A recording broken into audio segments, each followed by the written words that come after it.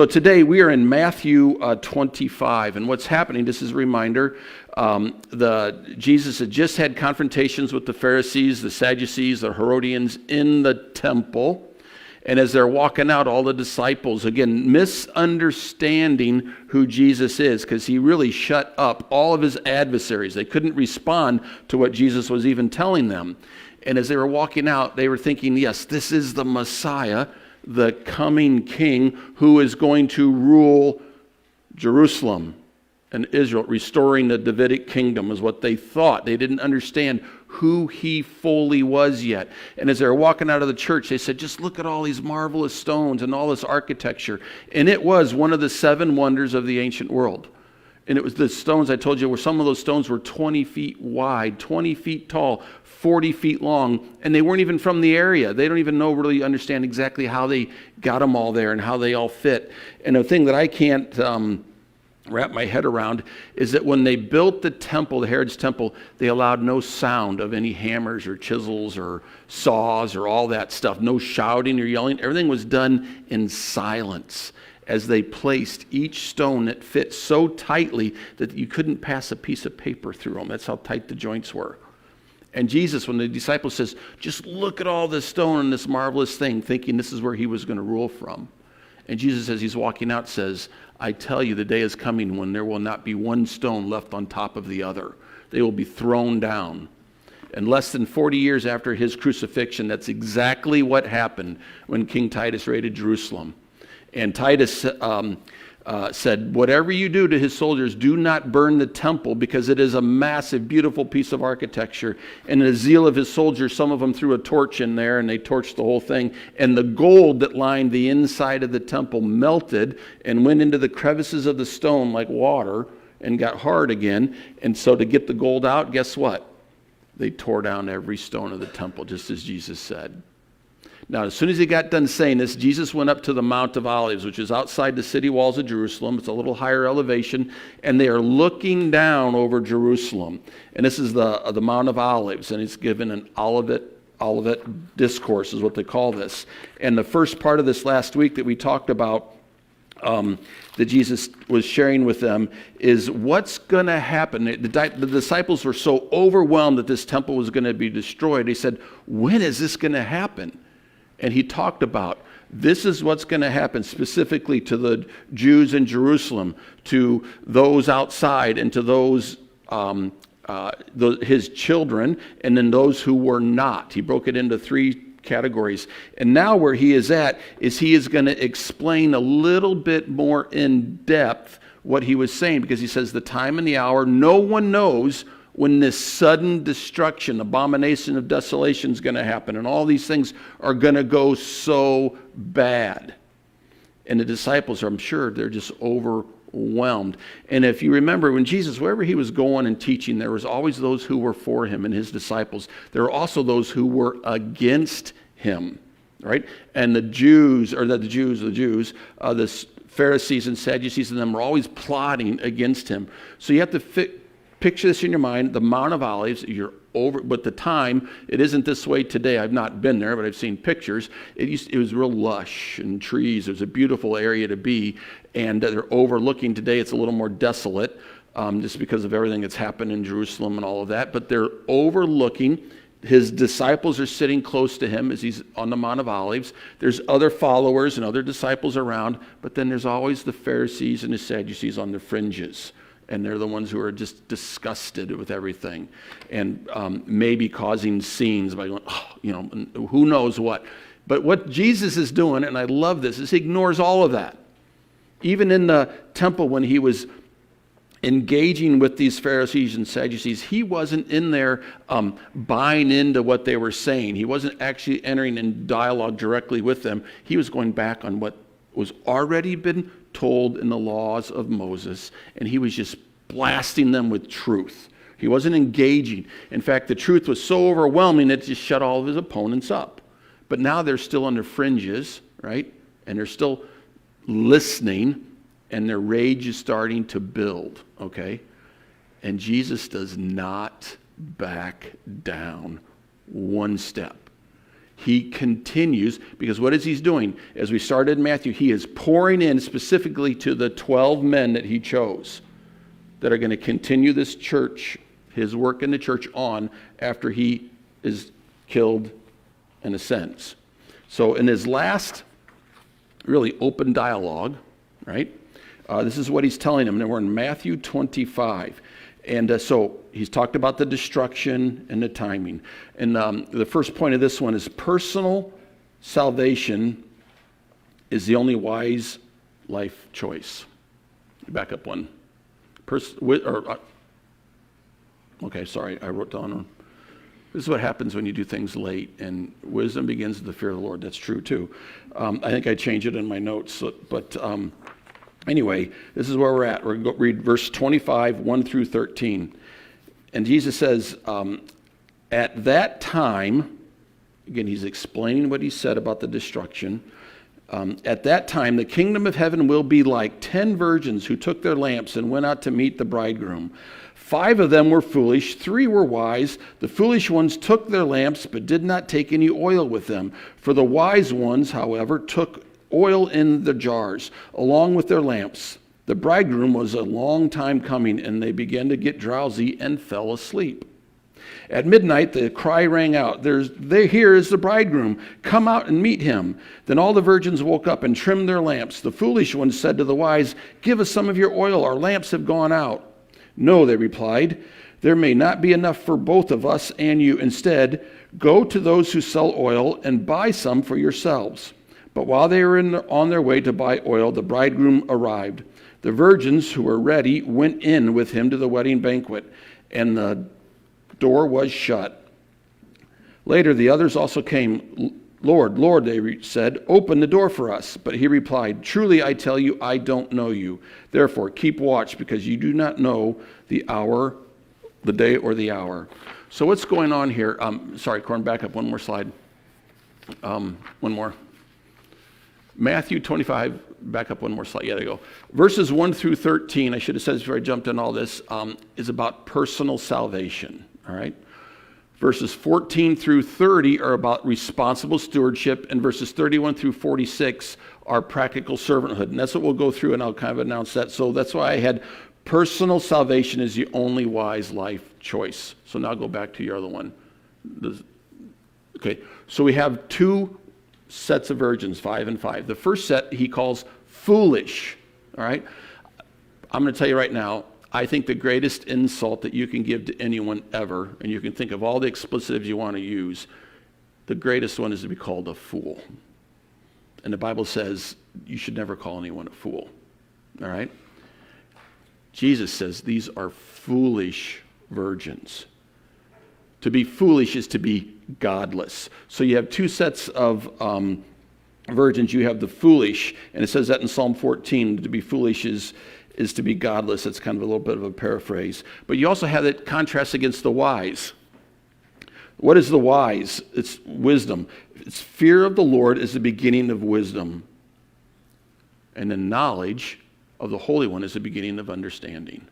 So what's going on here? He has the wise contrasting against the foolish. So back in ancient Israel, when they always knew when a wedding was coming, they knew about what day it was, because the weddings lasted over a length of a period of days. It was a big party, but they never knew when the actual ceremony was going to happen. It wasn't till the bridegroom came to the bride's house to claim his bride, and she had to be ready. All right. Could you imagine that, ladies? You know, all my makeup, I got my dress on. Where is he? You know, and he didn't come today. Oh, he's going to come tomorrow. But you had to be ready. So they would have, whenever you read the Bible, you always want to make sure you're reading what did the original author intend to the original audience. So this is in their mind. They go, oh man, we get this. But what is Jesus really comparing? Next slide. The wise virgins knew their bridegroom. All right? Oil, the oil in the lamps. What is oil? Oil represents spirituality, being prepared. All through the Bible, it represents belief. These were the virgins who were wise, knew the bridegroom. They were in love with the bridegroom, and they were prepared. They had everything ready to go. So the next one, the foolish virgins. The foolish virgins knew of their bridegroom. There's a difference. The wise knew their bridegroom. The foolish virgins knew of their bridegroom. How do we know this? Because they had a lack of respect. They didn't know when he was coming. They knew he was going to come, so they just, we're going to take our lamp with our oil. They didn't really prepare, knowing that he could have come then or whenever because of the tradition this parable was told in, and they didn't take their commitment seriously. If he comes, he comes. If he doesn't, I'll go back to doing what I'm doing. And that's the difference. Matthew 22:37 tells us, you shall love the Lord your God with all your heart, with all your soul, and with all your mind. This is the first and greatest commandment. Who is Jesus talking to when he said that? To his own children. This is the first commandment. Love the Lord your God with all your heart, with all your soul, and with all your mind. So here's the question. How about you? How are you doing with your firsts? I've already shared with you guys how I have been building this restaurant, and we kind of had to wanted to start with a building, and we had to build the restaurant out and all these other things, and that's what's been occupying my mind a lot. And when I've been staying awake at night, and it's like, man, okay, how are we gonna get the food there? Is it the kitchen's gonna be set up right? We have all this, just all these things racing through my mind, and I'm thinking, this is crazy. I am putting this urgent thing in front of my relationship with God. And so to ease my mind, I've been making myself get out of bed and going up, and I've been opening the Word and reading. Sometimes this is a battle to keep first things first, right? Because of the demands that happen. It happens to every single one of us. The spirit is willing, but the flesh is weak, right?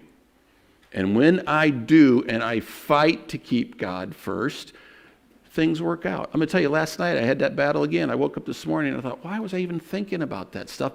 Because in the morning, with the clarity of my mind, whatever the issues were that night, they were gone, and there's already a solution. It wasn't how my mind was saying it was at night.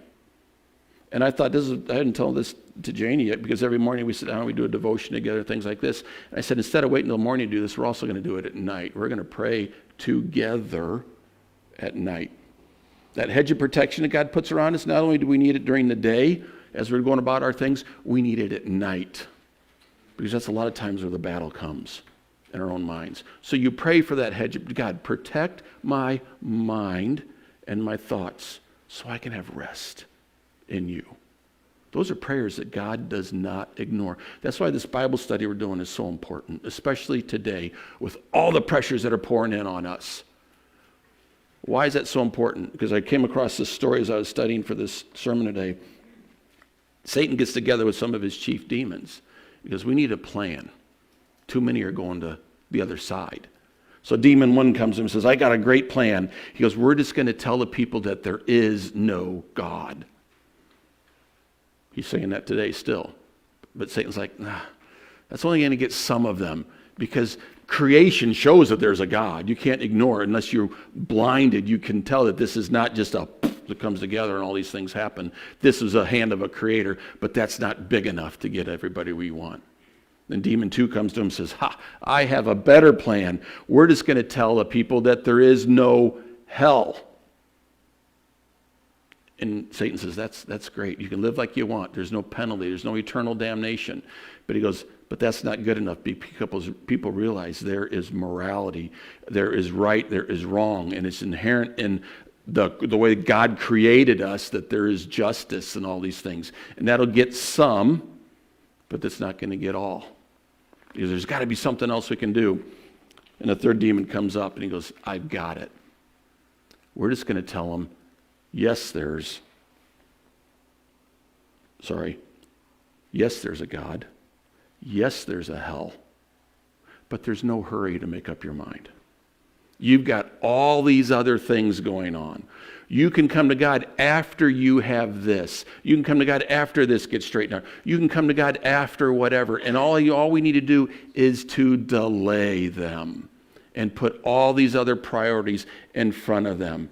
And Satan says this, that's it. That works. And we can see today how well that works. Everything that we pursue, everything that consumes our thoughts and mind, we automatically, without thinking, put them in the wrong spot. And God gets shoved back a little bit more. And then when it gets easy, because we're so enamored by that, what happens? Something else creeps in. And God gets pushed back a little bit further. And then God, in his patience, in his endurance, in his love for you and I, allows those things to come into our lives. But God at one point says, I will not be pushed back any further. I'm going back to the front. And that's when the Spirit calls on us.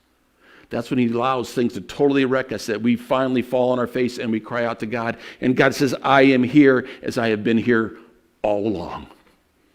Now watch how I will take this mess of ashes and make some beauty out of it if you trust me. This is what he's explaining to us. Point 2.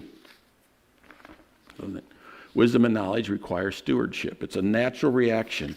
If we have wisdom and we are wise, the next thing that happens comes knowledge, which is the understanding, and it requires stewardship. So the next slide here again. What is stewardship? Stewardship is the responsible management of resources or something entrusted to one's care. You have been trusted with the greatest thing you could ever be entrusted with. That is the Holy Spirit and the wisdom that comes. It's in here.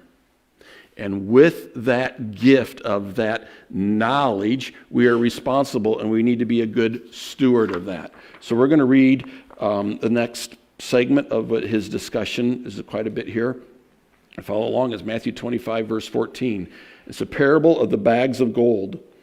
And Jesus says, again, it will be like. I underline those in my Bible. It says again, at that time, the kingdom of heaven will be like. You have wise and foolish virgins. And he says, again, the kingdom will be like a man going on a journey who called his servants and entrusted his wealth to them.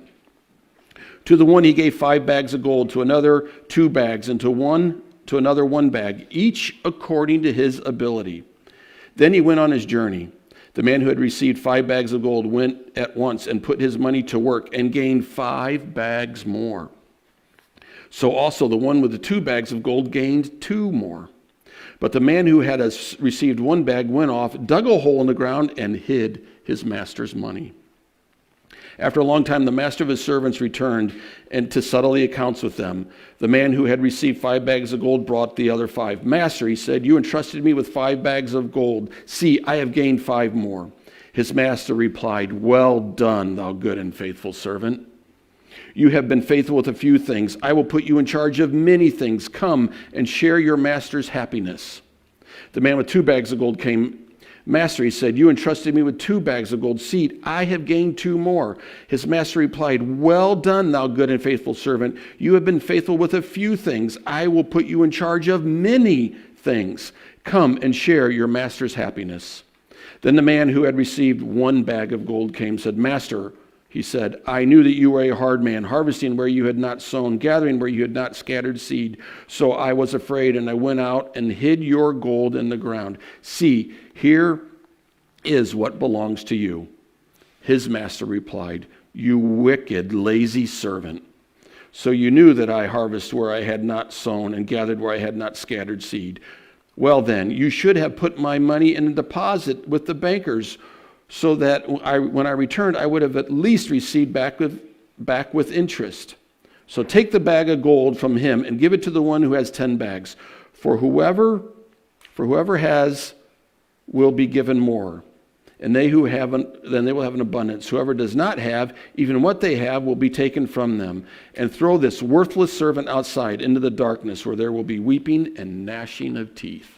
I will be honest with you, I've always had a hard time struggling this. I thought, well, this isn't really fair. You gave one 5 bags, you gave one 2 bags, you gave this guy 1 bag, or 10 bags, whatever. And I always kind of struggled with this until I was reading this, and it says that he gave these bags of gold, these gifts, according to their ability.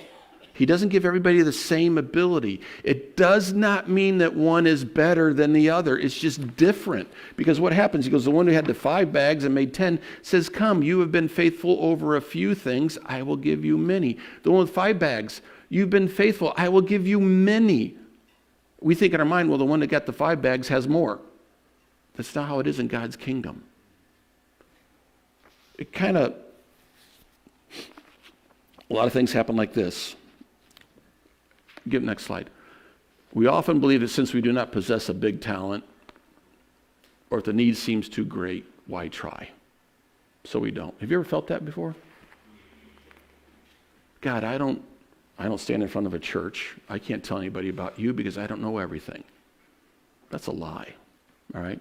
It takes a little more talent to stand up here than it does to do what you're doing, what God calls you to do, right?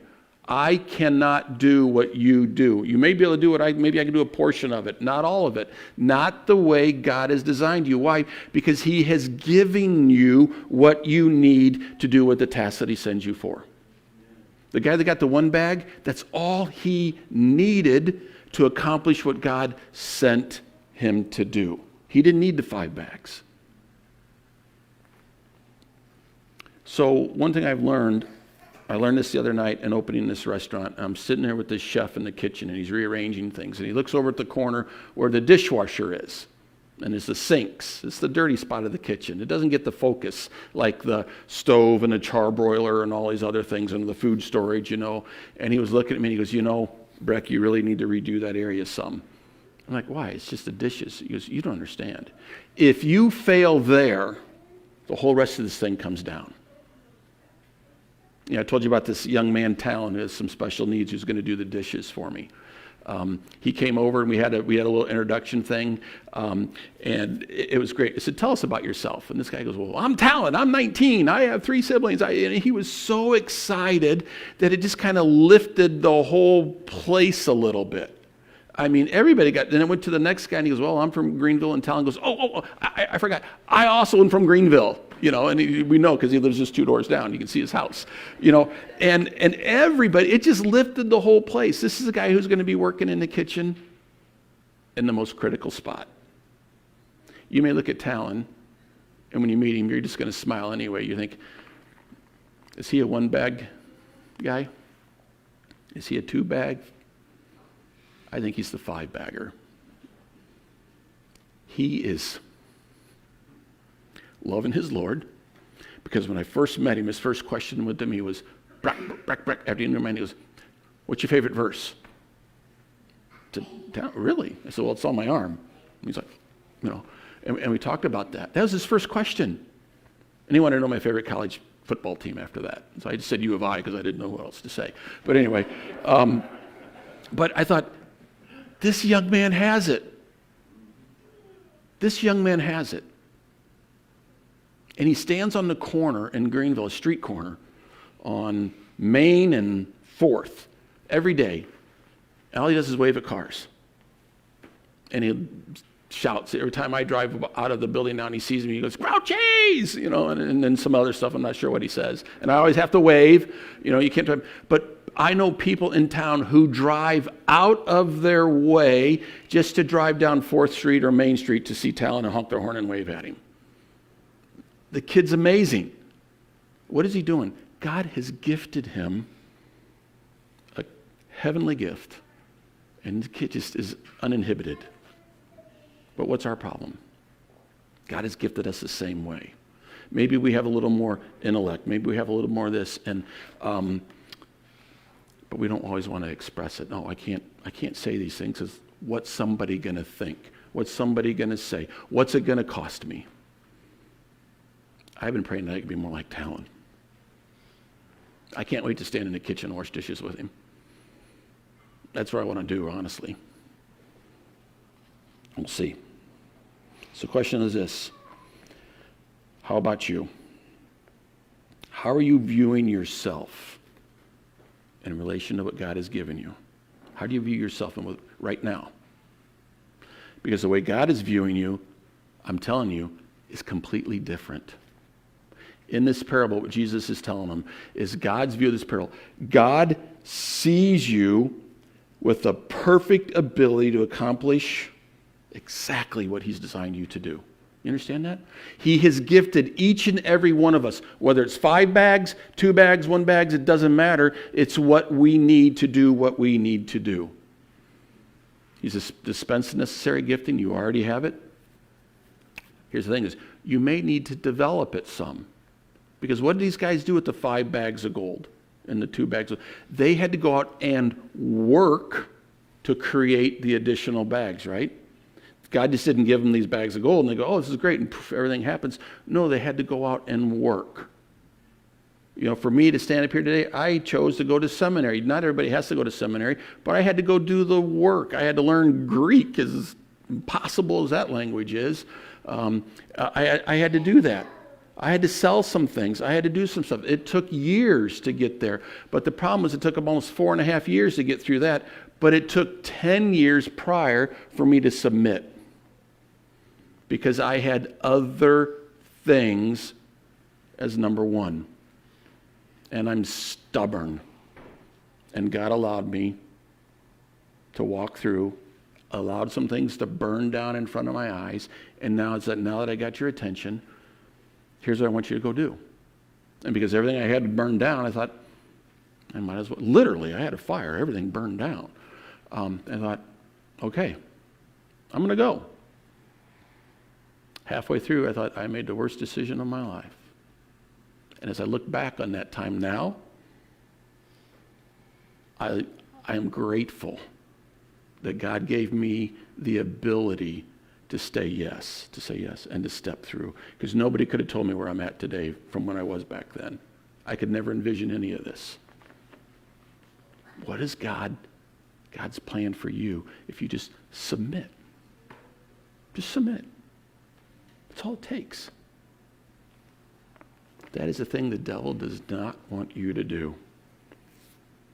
He is extremely fearful of that.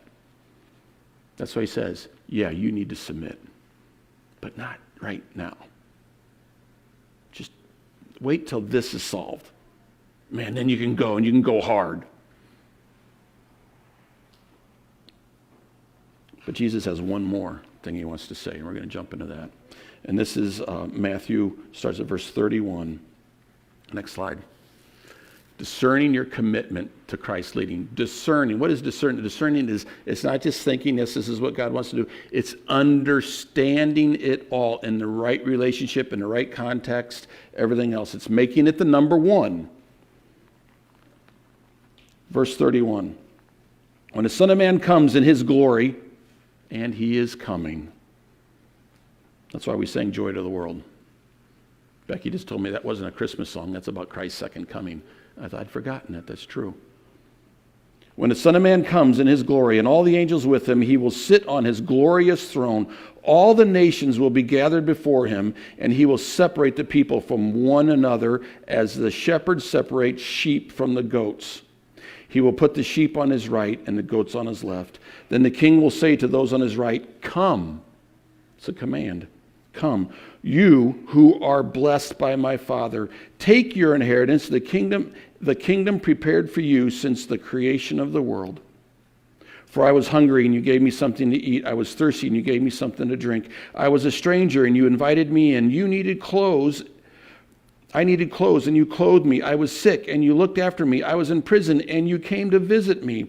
Then the righteous will answer him, Lord, when did we see you hungry and feed you, or thirsty and give you something to drink? When did we see you a stranger, invited you in, and needing clothes and clothed you? When did we see you sick in prison and go and visit you? The king will reply, truly I tell you, whatever you did for one of the least of these brothers and sisters of mine, you did for me. Then he will say to those on his left, depart from me, which is a commandment, you who are cursed, into the eternal fire prepared for the devil and his angels. For I was hungry, and you gave me nothing to eat. I was thirsty, and you gave me nothing to drink. I was a stranger, and you did not invite me in. I needed clothes, and you did not clothe me. I was sick and in prison, and you did not look after me." They also will answer, "Lord, when did we see you hungry or thirsty or a stranger or needing clothes or sick or in prison and did not help you?" He will reply, "Truly I tell you, whatever you did not do for one of the least of these, you did not do for me." Then they will go away to eternal punishment, but the righteous to eternal life. So there's two contrasts here. There's sheep and there's goats. What does Jesus say to the sheep? The command, come. Come. Remember, the sheep know the shepherd's voice. I watched a video the other day or a while back, and it was this shepherd had all these sheep in a pen, and all these visitors were there, and he goes, "Call the sheep." And every one of them, "Hey, sheepy, sheepy," you know, they're whistling, they're doing whatever they can to get the sheep come. The sheep aren't even looking up. They're just eating their grass, doing their things. And then the shepherd comes up and says one word, and they look up and they come running to the fence because the sheep know their shepherd's voice. If you have Jesus Christ in your heart and you hear him say, "Come," all those number ones that we put before God are going to fall away in a blink of an eye, and we're going to go to our Father. That's going to be an amazing, amazing day. But then you got the goats. He gives them a command too. He says, "Depart, you cursed," which means evil. Basically, selfish. You go, he's pointing away. He's not saying come. You go away to eternal judgment and damnation. There is a heaven and there is a hell. And they are forever. We have been saved by something we can't even comprehend to go to something we can't even comprehend in glory.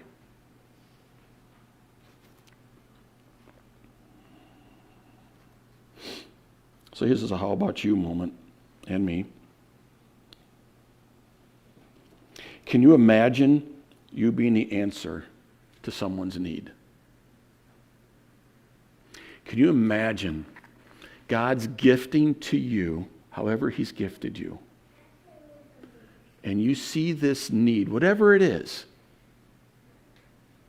and you put yourself number two, you stop what you're doing, whatever, you pray about it, whatever it is, and you go, and it costs you, and it's everything else, and you go, and you do. What does God think of that? He's in heaven right now saying, "Well done, thou good and faithful servant. Well done. You have kept me number one." And he's going to come back and say, you come to me. Come to your reward. You think what you sacrificed was a big sacrifice? Just see and wait what I have for you. You can't even comprehend that one little act benefits all of this. It's not that we can earn God's grace or anything like that. It's just it brings God joy is all we're doing. We're bringing God joy because we're being obedient and we're living by faith. We can't earn any more of that grace from him. We can't earn any more. We can just display it to him freely, willingly.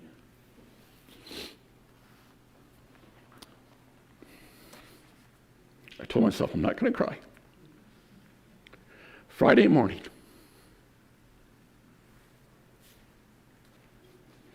after a really hard night,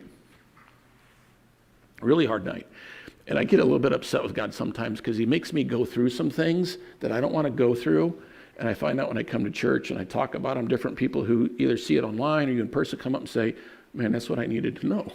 I would have known that if I hadn't gone through some things.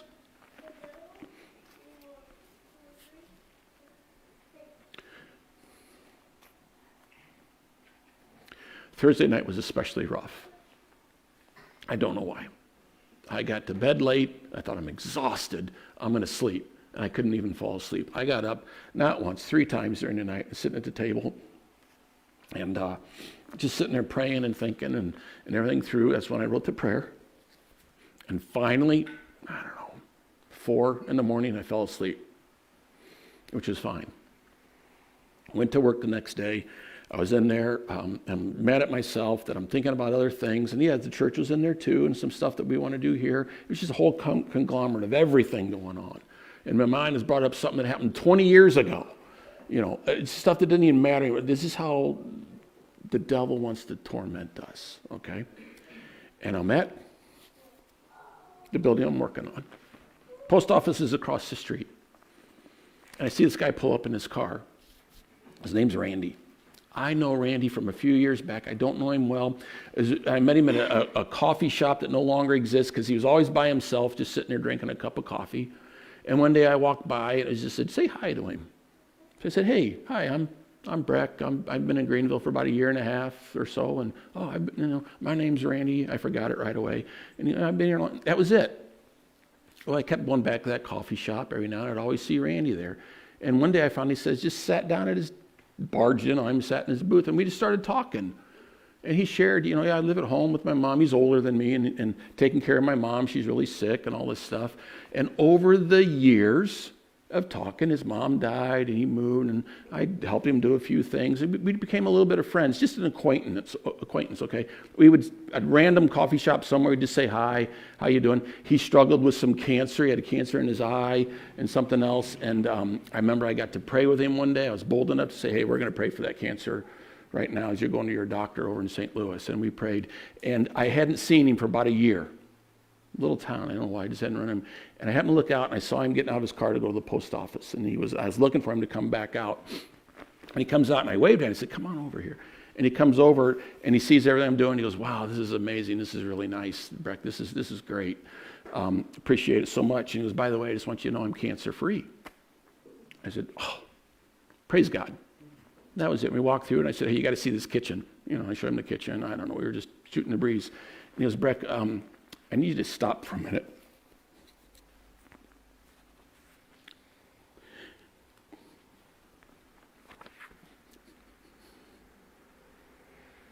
God told me to pray for you right now. Can I pray for you? I didn't know this guy knew this stuff. And I said, sure. He put his hand on my shoulder. He prayed a very short prayer. God, bless my brother. Give him the strength to finish this.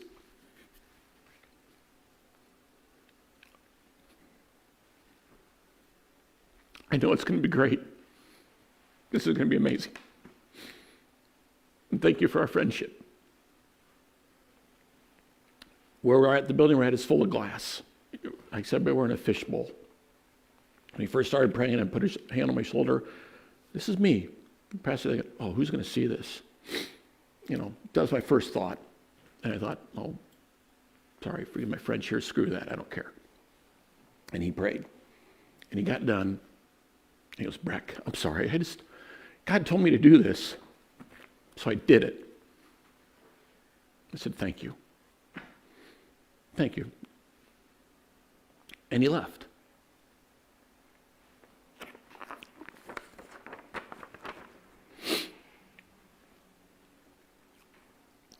Again, the kingdom of heaven will be like going, when the sun, I don't know where I'm at. There it is. To one he gave 5 bags of gold, to another 2 bags, and to another one each according to his ability. Randy doesn't have any wealth. He's been on disability for years. He came. The Spirit said, pray for your friend. And he did. It wasn't even a prayer that lasted a minute. That was all I needed. That was all I needed. I went through the rest of the day. I went through Saturday, knowing that I can get this thing done, knowing that it's going to work out. Everything's going to be fine. The Spirit, that's how you discern. That's how you discern. The Spirit told him, pray for this man. And when he left out the door, he goes, Breck, God just tells me to do things, and I just decide I'm going to do them. I'm praying he comes back. All right? What is God telling you to do right now? You do not know the vulnerable state whoever he's sending you to is in. I didn't even know I needed that. But it was enough for me to just charge ahead and keep going. I mean, I had some plumbing issues that were driving me insane. I thought, I am not leaving till this is done. And I had to leave because I couldn't get it done. I got it done the next day. But anyway, it got done. God is working. God is moving. Can you imagine you being the answer to someone else's need? Now, I want you to know something else. Randy doesn't know any of this. He just came up. The visit was less than 5 minutes. He prayed less than a 1-minute prayer, and he left. I was a wreck afterwards. He doesn't know any of that. So what's he thinking now? Oh, that was the dumbest thing I ever did. Why did I go pray for him? I don't know what's going on in his mind, right? I thanked him for it. You do not know sometimes the results of what God is sending you to, and it doesn't matter. God brings the increase. Sometimes we're going to get to know, sometimes we're not. Who it does matter to is your Lord. He's watching. He's preparing situations. Will you be the servant that's obedient to go? I'm tearing up about a guy who paid less than a minute prayer. It's just what I needed in the moment. Maybe some of you have a need. That's the other side of this. I didn't think about this till right now. We need to express those needs. We're not designed to be an island. We're not, we just sang the song Superhero. Who's the superhero? God is the superhero. Not me. But I want to be the superhero because I'm going to muscle myself through it, right? Now I'm going to get this whatever thing done because I put something else first. I put me first, not God. What if God is busy breaking you down right now so you could be no longer number one and he can be? Let him, I said this last Sunday, let him burn it down. Just let go. Just let go and let God take care of it. He is faithful. He is true. He is with you always. He will never let you go. And he's a good father that wants to do good and great things in and through you. Let him do it all. How does it begin? It begins with a prayer. And it begins to follow. It's just one step. That's it. Randy came over and just stopped the conversation. Can I pray? Sure. Wrecked me. In the end, it encouraged me and it gave me everything I needed, not to just get through that day, but I'm going to see this thing through to the end. And by the way, we're all going to go there and have a great big party sometime. We'll figure it out. But we'll just wait for that day. It'll be a huge celebration. I just want today's message. There's probably some shame in it where I have not listened, not done my thing. That's not where I want you to focus on, right? You can do nothing about the past other than maybe come and confess. That's one of the things we're going to talk to about in the prayer meetings that we're going to have. There's some things you can do about it. You can't change it. There's some things you can do about it. But you know what you can do? You can stop looking back. Regret looks back. Worry looks around. But hope looks to the future. You can get up from the chair today and you say, God, I want to be that servant. I want to be the talent. I want to be the Randy. I want to be whoever it is. I want to be what you and who you want me to be. And help me walk faithfully in that.